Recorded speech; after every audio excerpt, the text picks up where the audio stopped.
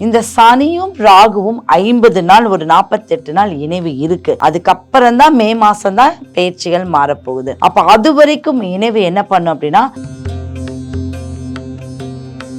7.5 சனியில இருக்கும்போது குரு பயிற்சிக்கு குரு பகவான அனுகிரகம் கிடைக்குமானா மத்த ராசிக்கு குறைவாதான் கிடைக்கும். ஆனா குருவுடைய அமைப்புக்கு இந்த ராகு குழந்தை, குரு ராகுவும் சேர்ந்து ஒரு இடத்துல இருந்தா கிடைக்காத. இந்த ராசிக்காரங்கள் எப்பவுமே ஒரு விஷயத்தை எதிர்பார்த்துட்டே இருப்பாங்க. நம்ம எப்போ கொஞ்சம் பெரிய ஆள் ஆகணும், எப்போ நம்மளுக்கு நல்ல ஒரு அமைப்பு கிடைக்கணும். இவங்களுக்கு இந்த குரு பயிற்சியில் ஒரு அதிர்ஷ்டம் இருக்கு. அதைய ஏற்படுத்திக்கக்கூடிய ஒரு சின்ன ஒரு வசியம் இருக்கு. எப்படின்னா,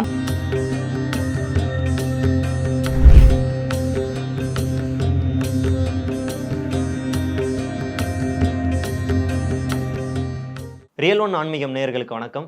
இந்த 2025க்கான குரு பெயர்ச்சியில் ஒவ்வொரு ராசிகளுக்கும் என்னென்ன பலன்கள் இருக்குது, என்னென்ன தடைகள் வரப்போகுது, இல்லை அந்த தடைகளுக்கான பரிகாரங்கள் என்னென்ன அப்படின்றது எல்லாத்தையும் பிரசன்ன ஜோதிடர் டாக்டர் ஜெயம் ஜெயஸ்ரீ மேடம் அவங்க கிட்ட கேட்டு தெரிஞ்சுக்கலாம். வணக்கம் மேடம். வணக்கம். தொடர்ந்து எல்லா ராசிகளுக்கும் பலன்கள்லாம் நம்ம பார்த்துக்கிட்டு வரோம் மேம். இந்த குரு பெயர்ச்சிக்கான பலன்கள் எல்லாமே பார்த்துட்டு வரோம். ராசி வரிசையிலேயே கடைசி ராசி மீனம், அதுக்கான பலன்கள் இந்த குரு பெயர்ச்சியில் எப்படி இருக்கும் மேடம்? 11 ராசியை நம்ம பார்த்துட்டோம். 12வது ராசிங்கிறது தான் நம்மளுக்கு மீனம். இந்த மீன ராசியில குரு பகவான் இருக்காரு, அவருடைய வீடு தான் மீனம். அங்க புதன் பகவான் நீசமாகிறாரு, சுக்கிரன் அங்க உச்சமாக கூடிய புதன் சுக்கிரன் குரு பகவான் இவங்க 3 பேர்த்தோடைய சேர்க்கை என்ன தெரியுங்களா? அற்புதம். அதுதான் ஃபர்ஸ்ட் நம்ம சொல்லணும்னா. அப்ப இந்த மீனத்துல என்ன இருக்குன்னா நீர் ராசி. அப்போ நீர் ராசியில கடல் ராசி இருக்கு, குளம் இருக்கு, குட்டை இருக்கு. இதுலதான் 3 வகையான அமைப்பு பிரிச்சிருக்காங்க. அப்ப மீனத்தில் இருக்கக்கூடிய அமைப்புல அந்த நீர் ராசிக்கு பவர் அதிகம், மோட்சஸ்தானம்னு சொல்லுவாங்க. அப்போ இந்த காசிக்கு இணையான ஒரு தீர்த்தம் எது அப்படின்னா மீன ராசியில் இருக்கக்கூடிய ஒரு நீருக்கு தான். அப்ப அந்த ராசிக்கு குரு பகவான் 10ஆம் இடத்துல, குரு பகவானுடைய அமைப்பு இந்த ராசிக்கு 4ஆம் இடமும் குரு பகவானுக்கு அது 10ஆம் இடமாகவும் இருக்கு. அப்ப இந்த 10 ஸ்தானங்கிறது தொழில் ஸ்தானம் இல்லையா? இந்த தொழில் ஸ்தானம் குரு பகவானுடைய வீடாகவே இருக்கு. அப்ப இந்த வீடு அப்படிங்கும் போது வீடு கட்டுறது பாதில நின்னா முடிவடையும். ஏதாவது ஆன்மீக சுற்றுலா, இப்ப ஆன்மீக காசி போறோம், ராமேஸ்வரம் போறோம் அப்படின்னு இருக்கும்போது இவ்வளவு நாள் அவங்களுக்கு தடையாதான் இருக்கும். அவங்க வீட்டுல இருக்கக்கூடிய மூத்தோர்களுக்கு எல்லாம் இது தடையா இருக்கும். இவங்க இந்த தடை இப்ப நீக்கி இதை போகக்கூடிய வாய்ப்பு இருக்கு. அப்ப இந்த குரு பெயர்ச்சி அவருடைய வீட்டுல சனி பகவானும் வந்திருக்காரு. அடுத்தது ராகு பயிற்சியும் அங்க இருக்கு. இப்ப ராகுவும் அங்கதான் இருக்காரு, சனி பகவான் இப்ப போக போறாரு. இந்த சனியும் ராகுவும் 50 நாள் ஒரு 48 நாள் இணைவு இருக்கு. அதுக்கப்புறம் தான் மே மாசம் தான் பயிற்சிகள் மாறப்போகுது. அப்ப அது வரைக்கும் இணைவு என்ன பண்ணும் அப்படின்னா தொழில் திறமை உண்டு பண்ணி கொடுக்கும். அடுத்தது மற்றவர்களுடைய மதிப்பை இவங்க பெறக்கூடியவங்களா இருப்பாங்க. இவ்வளவு நாள் என்ன அப்படின்னா ஏதோ தானன்னு போயிட்டு இருப்பாங்க. இப்போ அந்த மற்றவர்களுடைய மதிப்புக்கு உண்டான தொழில் அவங்களுக்கு கிடைக்கிறது இருக்கு. வெளிநாடு இப்ப இவங்க ட்ரை பண்ணாங்கன்னா 100% கிடைக்கும். ஆனா யாருக்கிட்டையும் காசு கொடுத்து இவங்க ஏமாறக்கூடாது. அப்ப குரு பகவான் சனி பகவான் அப்படிங்கும்போது தட்சிணாமூர்த்தி இவங்க வழிபட்டு வரும்போது நல்ல ஒரு பலன் கிடைக்கும். இதுல இந்த ராகு இருக்கிறதுனால என்னன்னா, ஏதாவது ஒரு கோயிலுக்கு போனா சூரியன் சந்திரன் 2 கிரகங்கள் இருக்கு இல்லையா? 2 இருக்கக்கூடிய ஒரு கோயில்ல இருக்கு. அதுல ஃபர்ஸ்ட் யாரை பார்க்கணும் அப்படின்னா சூரியனை பார்த்துட்டு சந்திரனை பார்ப்பாங்க. ஒருத்தர் சந்திரனை பார்த்துட்டு சூரியனை பார்ப்பாங்க. நான் சொல்ற சூரியனை பார்த்துட்டு தான் சந்திரனை பார்க்கணும் எப்பவுமே. ஏன்னா அடுத்தடுத்து இருக்கக்கூடிய ஒரு கிரக ரீதியா தான் அவங்கள பார்க்கணும். இவங்களை பார்த்ததுக்கு அப்புறம் தான் கோயில் பிரகாரத்தை சுத்தி வரணும்.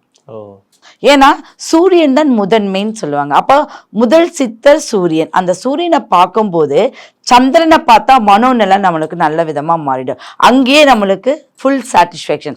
அப்படி சுத்தி வரும்போது எல்லாத்தோடைய பவரும் நம்மளுக்கு ஈஸியா கிடைச்சிடும். அதே மாதிரி இந்த ராசிக்குடையவங்க இந்த ராசின்னு இல்ல, பொதுவா இருக்கிறவங்க கோயில போய் அப்படி வேணும் இப்படி வேணும்னு வேண்டுவாங்க இல்லையா? எனக்கு அது வேணும், அங்கெல்லாம் வேண்டக்கூடாது. கொடிமரம் ஒண்ணு இருக்கு இல்லையா? அந்த கொடிமரத்துக்கிட்ட வந்துதான் வேண்டணும். இந்த கொடிமரத்துக்கிட்ட ஏன் வேண்டணும் அப்படின்னா அந்த கோயிலுடைய மைய புள்ளின்னு சொல்லுவாங்க. அந்த இடத்துல அந்த கொடிமரம் இருக்கும். அந்த கொடிமரத்துக்கு நேர் எதிர் தான் ஹார்ட் இருக்கும். நம்ம கடவுள் இருக்கல அவருடைய பாதி சம பாதியில அந்த அமைப்புல தான் அவங்க வச்சிருப்பாங்க. அப்ப நம்ம இங்க வேண்டது நம்ம நேரடி இப்படி போகாதான். புவியீர்ப்பு சக்தின்னு சொல்லுவாங்க இல்லையா, அது வந்து பூமத்திய ரேகை கீழே இருந்து தான் வைப்ரேஷன் கொடுக்கும். ஏன் தெரியுமா? எந்த ஒரு கடவுளையும் எங்கிருந்து அடித்தளம் கொண்டு வராங்க? ஃபர்ஸ்ட் பேஸ் மட்டத்துல எத்தனை பூஜைகள் பண்ணுவாங்க தெரியுமா? இப்ப கடவுளுக்கு பூஜைங்கிறது வேற, பேஸ் மட்ட பூஜை வந்து விக்கிரகங்களுக்கு இருக்கு. தங்கம், வெள்ளி, வைடூரியம், நவதானியங்கள் அனைத்துமே அந்த கீழே தான் இருக்கு. அப்ப இந்த பூமத்திய ரேகையில தான் அந்த கொடிமரமும் இருக்கு. அதனால அங்க விழுந்து கும்பிடுவாங்க. கோயிலில் விழுந்து கும்பிடக்கூடாதுன்னு சொல்றது. அப்போ அந்த ரீதியா அங்கே நின்று கும்பிடும் போது நேரடியாக பூமிக்குள்ள பிளந்து அவருடைய இடத்துக்கு போய் சேர்ந்துரும் அப்படிங்கிறது இருக்கு. இதை ஃபாலோ பண்ணிக்கிட்டா எல்லா ராசி எல்லா மக்களுக்கும் உள்ள ப்ரேயர் சீக்கிரம் அவங்களுக்கு சக்ஸஸ் கொடுத்துரும். இப்போ இந்த ராசிக்காரருக்கு இவ்வளோ பயன்லாம் இருக்கும்போது வந்து குறைகள், இந்த சிக்கல்கள் ஏதாவது இருக்குங்களா? காரிய தடைகள் அந்த மாதிரி ஏதாவது இருக்கு? கண்டிப்பா. இது மோட்ச ராசி. இவங்க ஒருத்தர் மட்டுமே எல்லாரும் ஓரை பார்த்து செய்யறது ப்ராப்பரா. இப்போ ஓரை பார்த்து ஒரு விஷயம் செஞ்சாங்கன்னா அது எப்பவுமே ஃபெயிலியர் ஆகாதும்பாங்க. இப்போ நல்ல நேரம் இல்லை, இன்னைக்கு நல்ல நேரம் இல்லை நல்ல நாள் இல்லைன்னு வச்சுக்கோங்க. ஆனால் ஓரை நல்ல நேரமா இருந்ததுன்னா அதுல ஒரு விஷயம் செஞ்சிட்டிங்கன்னா சூப்பரா மாறிடும். அப்படி இவங்க மட்டுமே கண்டிப்பா ஓரை பார்த்து ஒரு விஷயத்தையும் செஞ்சாங்கன்னா சீக்கிரமா இவங்களுக்கு பலனளிக்கும். அது இவங்க செய்ய வேண்டிய ஒரு விஷயம். அதே மாதிரி சூரியன் மறைஞ்சதுக்கு அப்புறமா இவங்க வந்து ஒரு சாமி கும்பிட்டா இவங்களுக்கு இன்னும் ஒரு பலன் கிடைக்கும். சூரியன் உதிக்கிறதுக்கு முன்னாடி சாமி கும்பிட்டாலும் பலன் அளிக்கும். சூரியன் வந்ததுக்கு அப்புறம் சாமி கும்பிட்டா இவங்களுக்கு பெருசா பலன் அளிக்காது. சூரியன் இருக்கும்போது சூரியன் மறைவு, சூரியன் வந்து உதயம், இந்த ரெண்டுக்கு மறைவதற்கு முன்பு மறைந்ததற்கு பின்பு. ஏன் அப்படின்னா இது மோட்சஸ்தானம் இல்லையா? அப்போ மோட்சம் என்றால் அப்பாற்பட்ட விஷயம். அப்போ சூரியன் உதிச்சதுக்கு அப்புறம் தானே நல்ல நேரம் நல்ல காலம். அது வரைக்கும் முன்னாடி என்ன சொல்றாங்க? ஒரே வேர்டு பிரம்ம முகூர்த்தம்.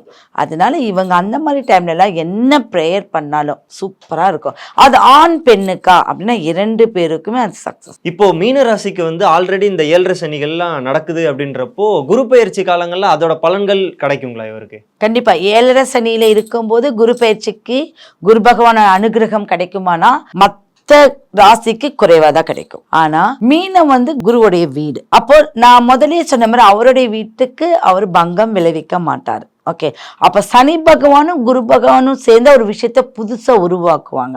இப்ப என்ன சொல்லுன்னா, சேற்றில் செந்தாமரை, சேற்றில் வைரம், இப்படி எல்லாம் சொல்றாங்க. அப்படி இவரை பதப்படுத்துறதுக்கு அவர் ரொம்ப ஹெல்ப் பண்ணுவாரு.